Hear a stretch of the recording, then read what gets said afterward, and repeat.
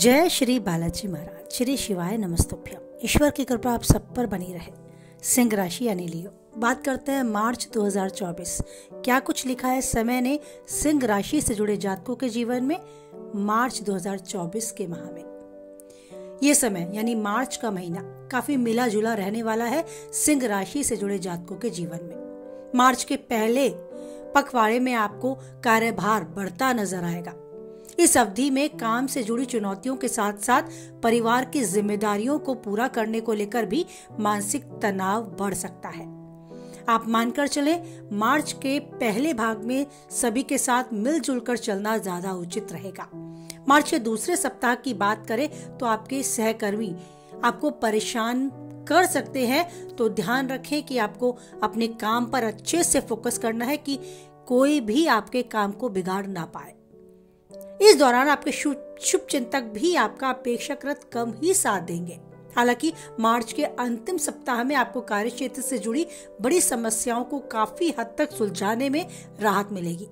व्यवसायिक दृष्टि से देखा जाए तो मार्च महीना आपके लिए शुभ और लाभप्रद रहेगा।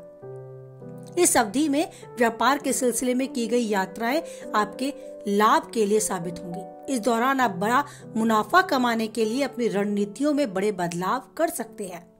रिश्ते के लिहाज से यह महीना उतार चढ़ाव वाला रह सकता है। इस महीने आपको अपने संबंधों को मधुर बनाने के लिए रिश्तेदारों से बात करते समय विशेष रूप से सावधान रहना होगा। दूसरों के साथ ऐसा व्यवहार करने से बचना होगा जो आप अपने लिए पसंद नहीं करते। अपने प्रेम संबंधों को बेहतर बनाने के लिए आपको आपसी समझ और विश्वास को बढ़ाने की जरूरत है। करियर के लिहाज से महीना यानी मार्च का महीना, इसकी शुरुआत ही दशम भाग के स्वामी शुक्र महाराज आपके छठे भाग में मंगल महाराज के साथ मौजूद रहेंगे, जिससे आपको कार्य क्षेत्र में कड़ी मेहनत करने का साहस मिलेगा।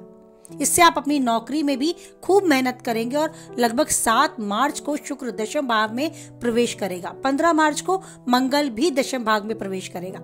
इसके साथ ही आपको अपने कार्य क्षेत्र में कुछ एक मुनाफे की उम्मीद करनी होगी। जहां तक व्यापारी जातकों की बात है, महीने की शुरुआत में सूर्य और शनि बुध के साथ सप्तम भाव में मौजूद रहेंगे, जिसके चलते व्यापार में कुछ उतार चढ़ाव देखने को मिल सकते हैं। लेकिन 14 मार्च को सूर्य के अष्टम भाग में आने और 15 मार्च को मंगल के 7वें भाग में प्रवेश करने से व्यापार में अचानक कुछ बदलाव आपको देखने को मिल सकते हैं। तो आपको उनके प्रति सतर्क रहना होगा, सावधान रहना होगा, पहले से तैयार रहना होगा। इस महीने में आपको अपने बिजनेस को अपग्रेड करने के लिए कुछ नए और बड़े बदलाव करने की जरूरत है, तभी आप अपने बिजनेस को, अपने व्यापार को सुचारू रूप से आगे बढ़ा सकते हैं। आर्थिक दृष्टि से देखें तो मिश्रित परिणाम आपको मिलेंगे मार्च के महीने में। मंगल शुक्र छठे भाग में, राहु 8वें भाग में रहेंगे।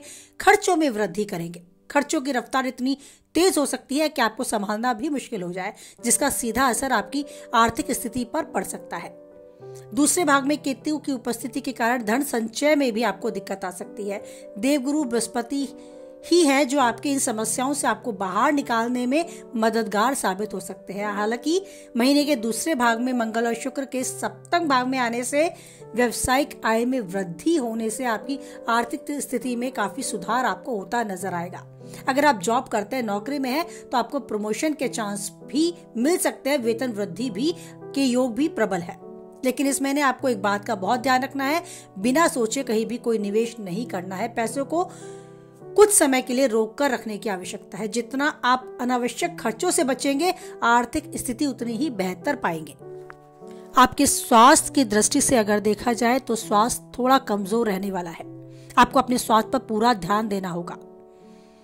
गुरु बृहस्पति आपकी राशि को देखकर आपके इन सभी समस्याओं से आपको बचाने की कोशिश करेंगे। फिर भी आपको इस बात का विशेष रूप से ध्यान देना है कि स्वास्थ्य कमजोर रह सकता है। उसके लिए जितना हो सके उतनी ही मेहनत करें, अपनी दिनचर्या को सुनिश्चित करें। ये समय आपको अपने शरीर को भी ध्यान देने का है और स्वास्थ्य सही हो उसके लिए अपने खान पान पर विशेष रूप से ध्यान दें और दिनचर्या को बिल्कुल सुनिश्चित करके चलें। अगर कोई पुरानी बीमारी पहले से चली आ रही है तो उसके उभरने के भी चांस है। हो सकता है शुगर या ब्लड प्रेशर टाइप कुछ प्रॉब्लम जो आपको परेशान कर सकती है, तो उसको बढ़ने ना दें। उसके निवारण के लिए जरूर से कदम उठाएं। आपके प्रेमी जीवन, वैवाहिक जीवन के विषय में चर्चा करें तो आपके प्रेम और दाम्पत्य जीवन सबसे पहले आपका प्रेम जीवन माने तो अनुकूल रहेगा। पंचम भाव में स्वामी बृहस्पति नवम भाग में रहेंगे, वहां से पंचम भाग में देखेंगे तो प्रेमी जीवन मधुर रहेगा। आप अपने प्रिय जन के साथ बड़े प्रेम की भावनाओं के साथ अपनापन भी बढ़ाते नजर आएंगे। एक दूसरे पर विश्वास बढ़ता नजर आएगा, एक दूसरे का सम्मान करेंगे, सुख दुख में एक दूसरे का साथी बनेंगे। प्यार और अपनी प्यार में मजबूती आप परिपक्व होते देखेंगे। जहां तक शादीशुदा लोगों की बात है, यानी वैवाहिक जीवन की बात है, उसमें थोड़ा तनाव रह सकता है। महीने की शुरुआत में ही सूर्य, शनि, बुध आपके सप्तम भाग में है, जबकि मंगल और शुक्र छठे भाग में और राहु आठवें भाग में। सप्तम भाग में पीड़ित अवस्था में रहेंगे, जिससे कारण वैवाहिक जीवन में थोड़ा तनाव आ सकता है। महीने के दूसरे भाग में माने मंगल और शुक्र सप्तम भाग में प्रवेश करेंगे, जिसके कारण प्रेम की भावना कुछ हद तक बढ़ेगी, लेकिन परेशानियां भी आ सकती हैं। आपको अपने जीवन साथी के भी स्वास्थ्य का ध्यान रखना होगा। वैसे तनाव मुक्त जीवन आप मान के चले, ये मार्च का आपका रहने वाला है। छोटी मोटे तनाव के साथ अपने वैवाहिक जीवन को आप अच्छे से भी जिएंगे, काफी हद तक अनुकूल परिणाम मानकर चले। पारिवारिक जीवन के लिहाज से महीना उतार चढ़ाव भरा रहेगा। केतु महाराज पूरे महीने दूसरे भाव में मौजूद रहेंगे। 15 मार्च में जब मंगल 7वें घर में प्रवेश करेगा तो दूसरे घर को देखेगा। उस समय परिवार के सदस्यों के बीच में आपसी तनाव, संघर्ष बढ़ सकता है, मनमुटाव बढ़ सकता है, सामंजस्य की कमी आपको देखने को मिलेगी। कड़ी चुनौतियों का भी सामना करना पड़ सकता है। परिवार में हो सकता है कलह का रूप भी आपको देखना पड़े। आपके पंचम भाव में बृहस्पति की दृष्टि होने के कारण आपको संतान और भाई बहनों से सुख मिलने की संभावनाएं हैं, लेकिन भूमि भवन से जुड़े किसी विवाद में भी आप पड़ सकते हैं। परिवार में कुछ अशांति भी देखने को मिल सकती है।